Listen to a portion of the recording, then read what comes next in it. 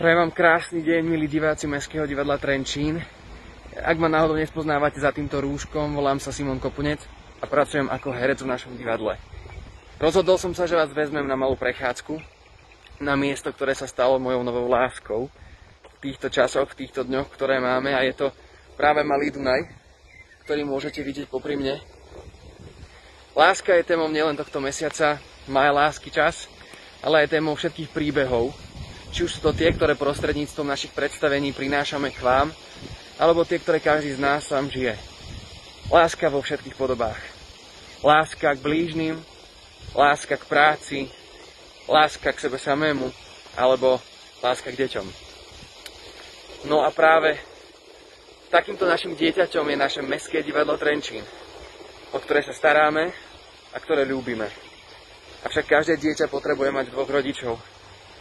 A preto by som vás chcel poprosiť, aby ste nášmu dieťaťu zachovali svoju priazeň, aby sme z neho spolu jedného dňa vytvorili zodpovedného dospelého.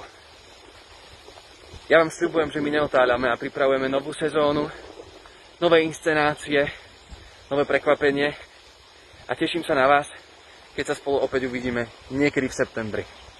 Prajem vám krásny deň.